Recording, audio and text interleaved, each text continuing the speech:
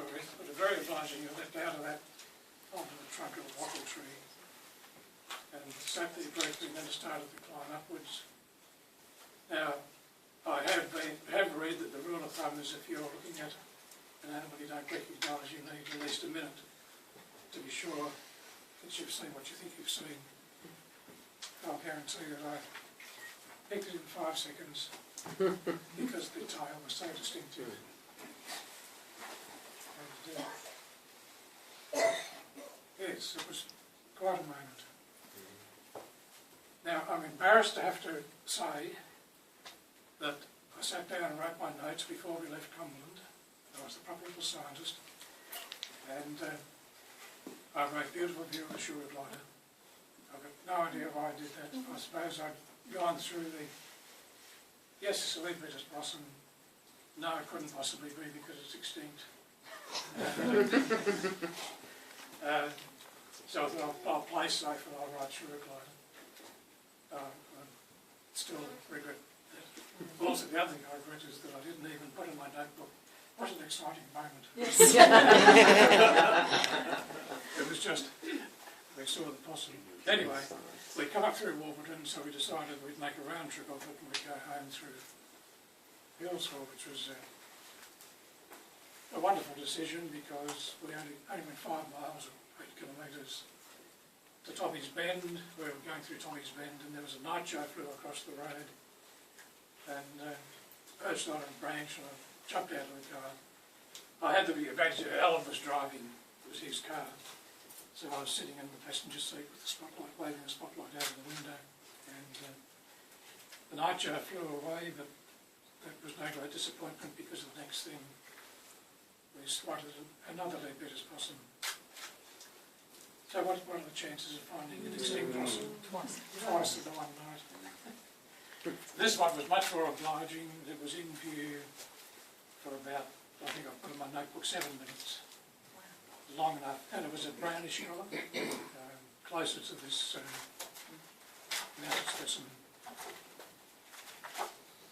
And so by the time we looked at that, and I've written all my notes down, quite a detailed description because it was just so obliging. Just sat there and sat there and sat there until I finally got fed up with us. So is that one? Is that the one there, Eric? Is it? No. The second photo. No, the photos from Leeds. Anyway, for whatever reason I didn't have the camera with me, or I think it might have been that I was still using, any old enough to remember the little blue flash bulbs? Yes, Oh, yeah, absolutely. But somewhere between, probably on Easter Tuesday, because the shops would have been open, I bought myself a very fancy Braun flash unit. It had a big battery case, nearly as big as, well, about as big as that, with a very powerful flash head, and I already had a telephoto lens. So, I taught David Woodruff, who was in the Fall Survey group at the time, into coming with me, and I think he wanted to believe me, but couldn't quite. But we saw 3 Leadbeaters Possums. This was at Tommy's Bend. I'd chosen Tommy's Bend to attempt a photo because the road gave me more scope than trying to get in the narrow track through the trees. And this little animal was very obliging. 25 minutes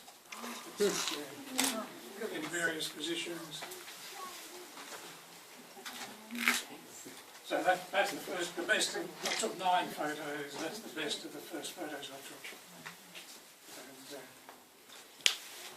back to the museum, Charlie Brazier was the director, but he had been the curator of mammals and was still effectively the curator of mammals because they hadn't appointed one to take his place. And to go in and tell a man who'd spent 30 years of his life searching for this animal that young British from the fossil department, and not even the mammal department, had found this extinct possum. Now, I didn't go to see him until I had my slides back. Out comes the 10-by lens. Slides up to the light, peers through the 10-by lens. Oh, reflection. See why you might have thought it was a Leadbeaters Possum. But then I got a lecture on how difficult it is to identify animals from photos.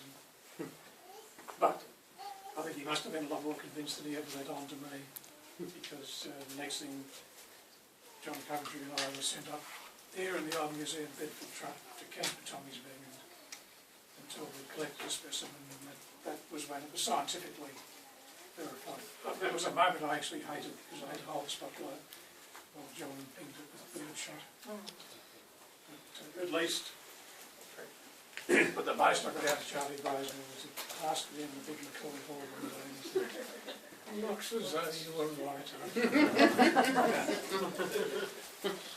And we didn't get it into the papers because when we took the specimen down to Marysville, we left it at the Forest Commission office, and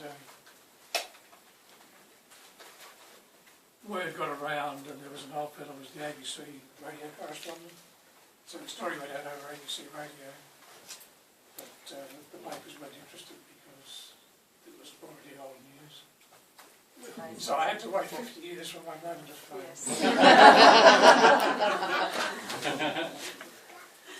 Very patient. Thank you. Yeah, Thank you very, very much.